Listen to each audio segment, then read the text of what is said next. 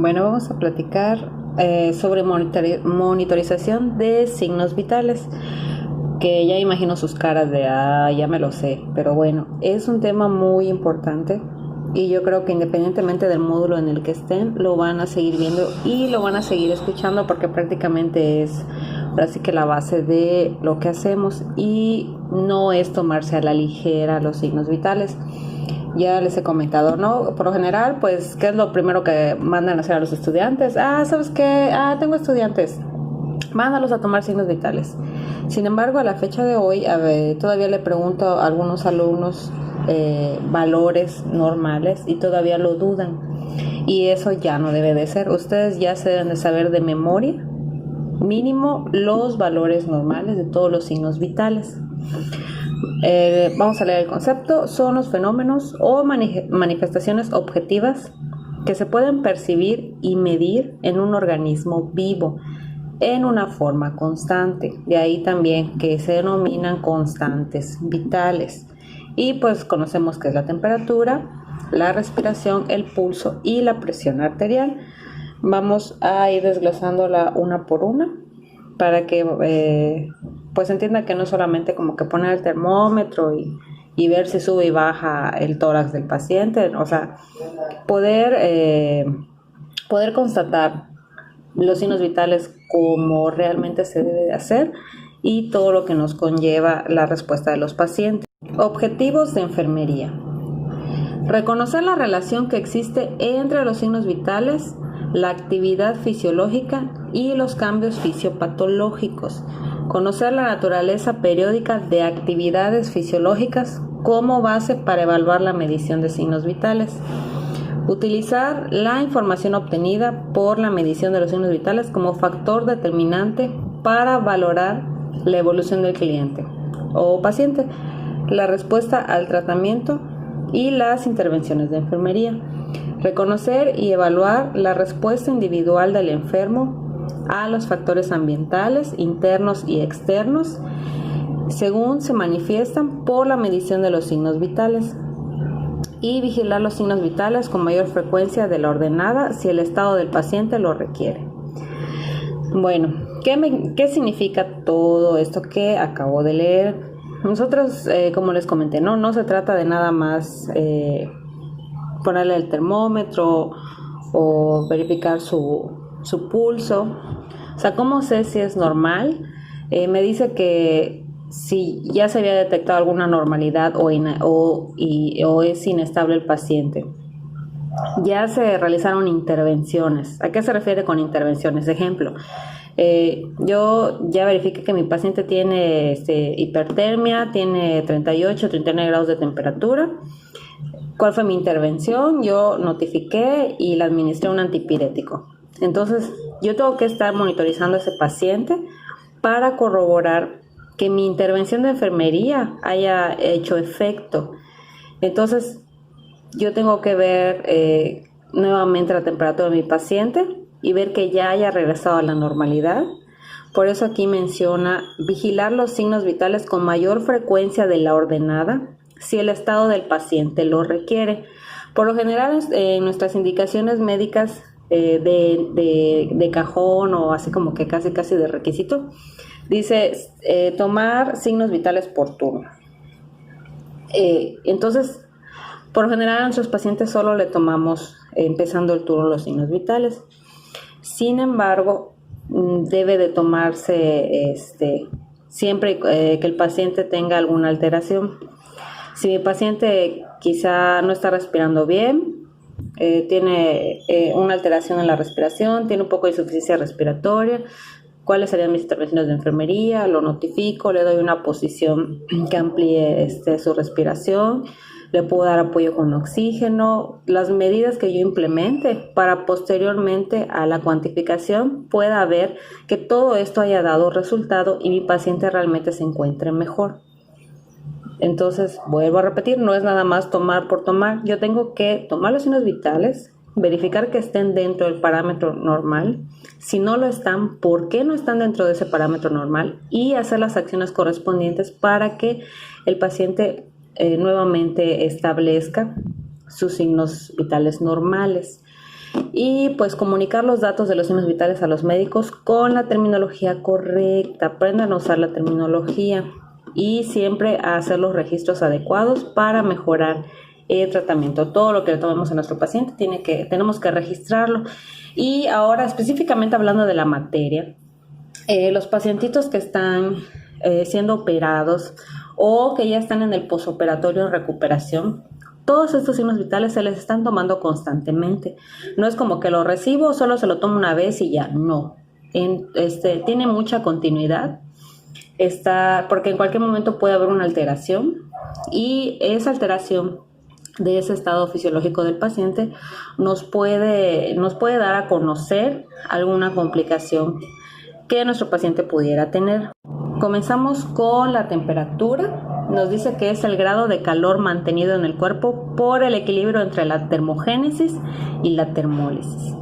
Valoración de la temperatura corporal. Es el procedimiento que se realiza para medir el grado de calor del organismo. ¿Cuáles son los objetivos? Valorar el estado de salud o enfermedad, ayudar a establecer un diagnóstico de salud y conocer las oscilaciones térmicas del paciente. ¿Cuáles podrían ser las alteraciones? Me dice que pirexia pues viene siendo lo mismo que hipertermia o fiebre. ¿Qué quiere decir? Que los valores están por encima de lo normal.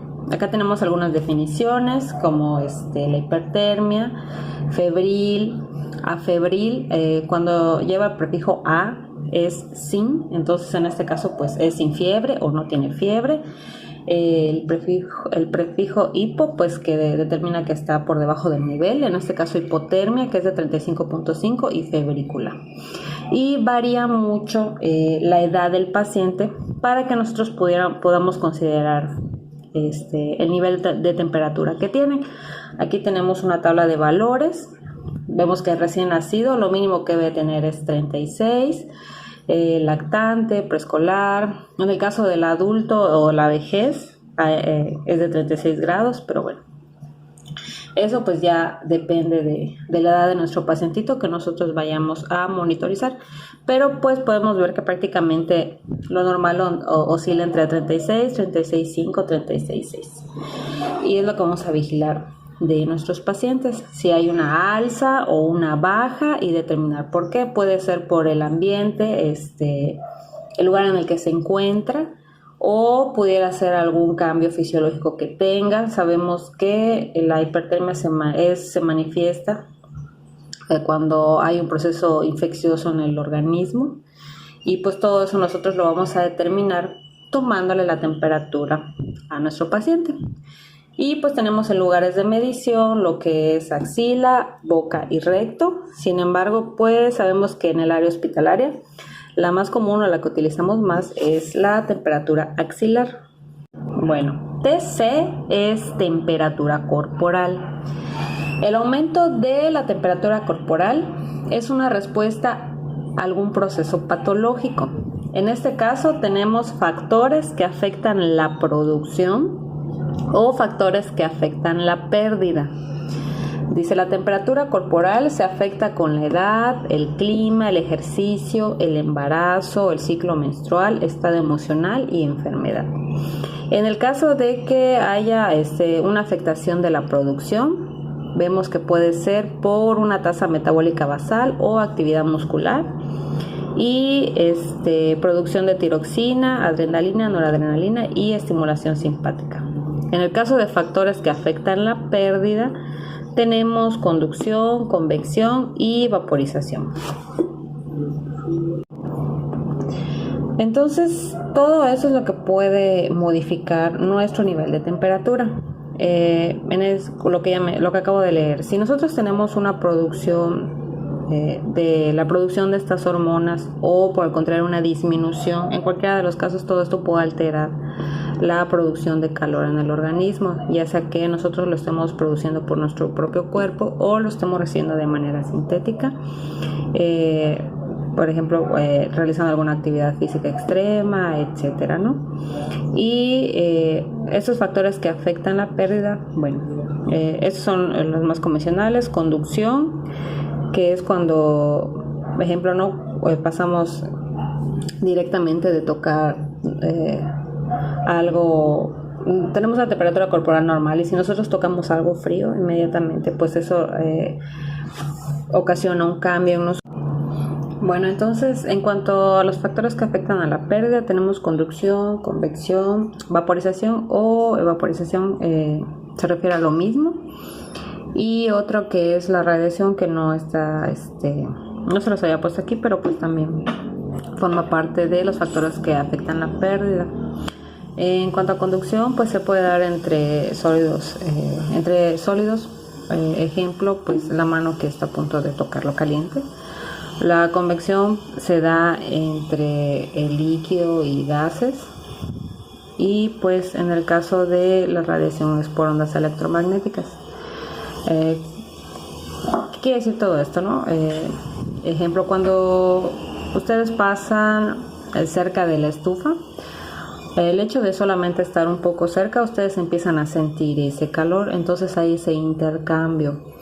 En el caso de la vaporización o evaporización, cuando, por ejemplo, terminan de bañarse y no se secan inmediatamente, sino que el agua que tienen pues se va evaporizando en ese,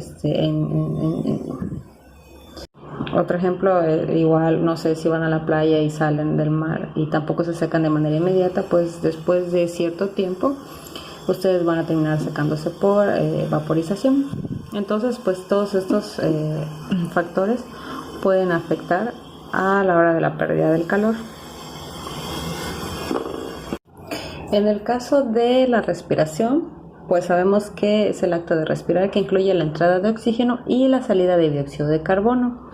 Tenemos como ventilación el movimiento del aire dentro y fuera de los pulmones. La hiperventilación se da cuando hay respiración muy profunda y rápida, y la hipoventilación cuando hay respiración muy superficial. También tenemos una tabla de los valores normales. Estas tablas son importantes que ustedes las vayan conociendo y se las vayan aprendiendo, ¿ok? Recuerden que los hospitales tienen diferentes servicios, así como nos puede tocar que nos manden a pediatría, nos puede tocar que nos manden con adultos mayores o pues con adultos jóvenes, y debemos de conocer cuáles son los parámetros normales. Incluso dentro del área de pediatría pues hay muchas variaciones. No es lo mismo la frecuencia cardíaca de un neonato, de un recién nacido, que de un lactante o de un niño de 8 o 9 años. Son diversas.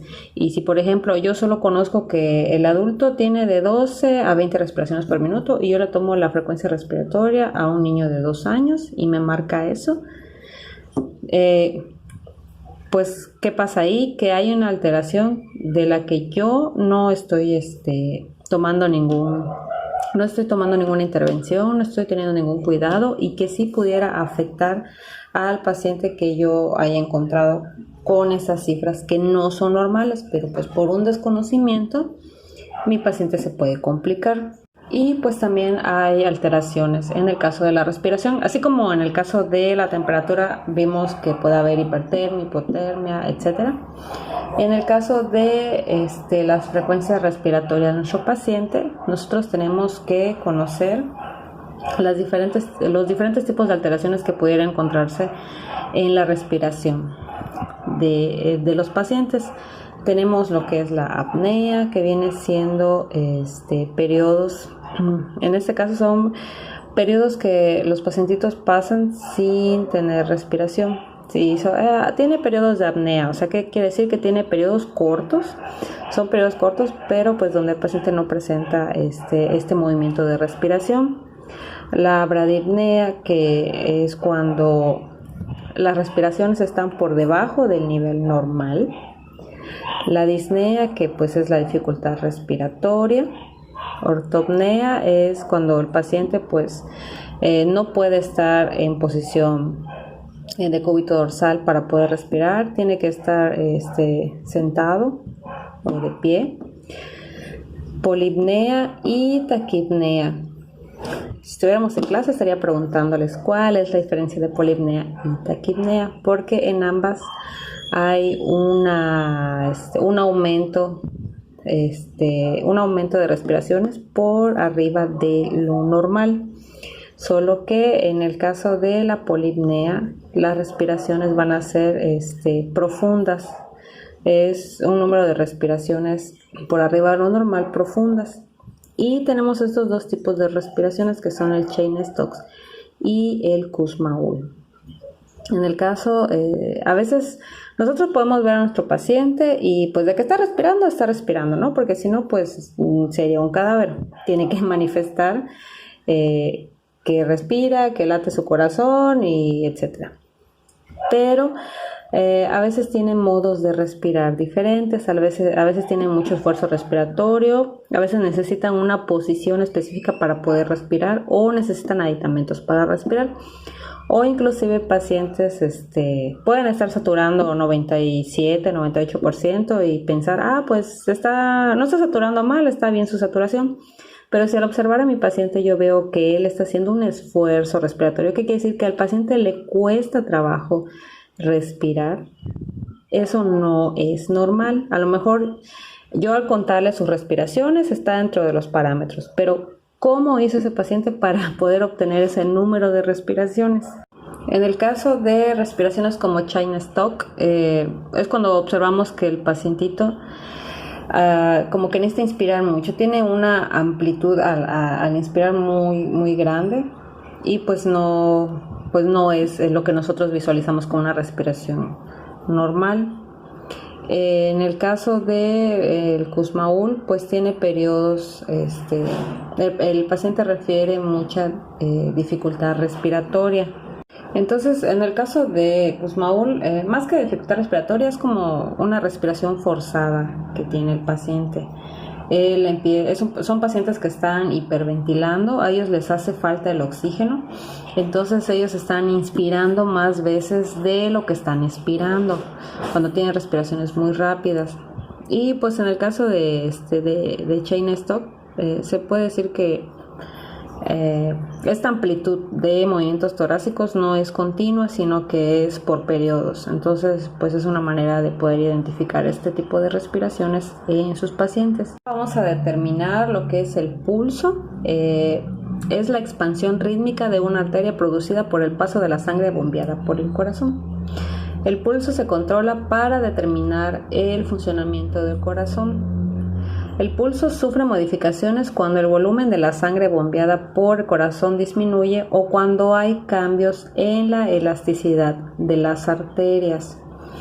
El pulso normal varía de acuerdo a diferentes factores, siendo el más importante la edad. Volvemos a ver que tenemos diferentes edades con diferentes parámetros en cuanto al pulso. Pueden notar que en el caso de los recién nacidos son de 120 a 160 pulsaciones por minuto, que es muchísimo más de lo que estamos, de lo que están acostumbrados a escuchar en el caso de los adultos, que me dice que es de 60 a 100 pulsaciones por minuto, y incluso en los ancianos es de 60 o menos pulsaciones por minuto. Entonces pues hay mucha diferencia, mucha variación dependiendo de la edad que tenga su paciente. Ahora, ¿dónde se puede tomar el pulso? Pues tenemos el pulso temporal, pulso carotidio, el pulso braquial. El pulso braquial viene, en este caso, ese pulso se le toma a los lactantes. El pulso radial, cubital, tenemos el femoral, el popliteo, tibial posterior y pulso medio. Conocer todas estas áreas donde podemos tomar el pulso, ¿para qué me sirve? Hay que tener en cuenta que pues podemos tener a algún paciente que a veces no contemos con alguna extremidad. No necesariamente que quizá no tenga un brazo, sino que a lo mejor tiene alguna fractura y yo no puedo ocupar este brazo.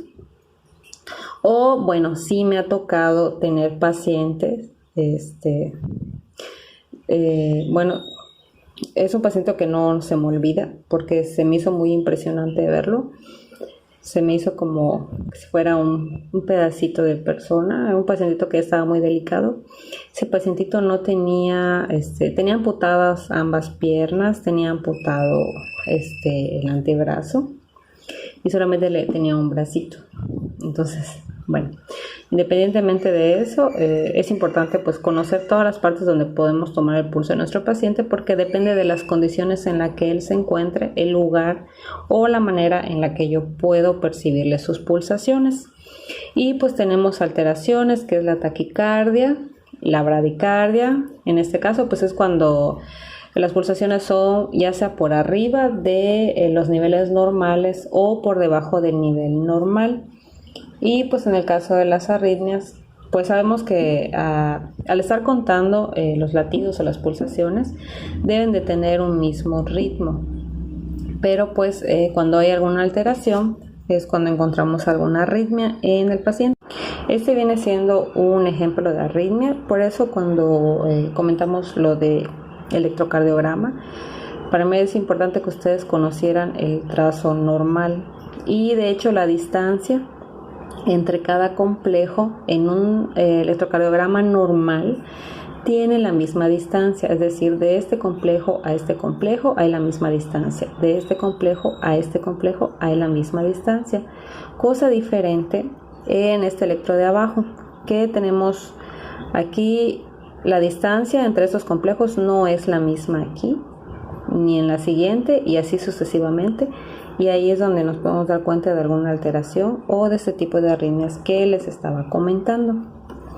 Y en el caso de la presión arterial, pues tenemos como concepto es la fuerza ejercida por la sangre contra las paredes de las arterias a medida que fluyen por ella.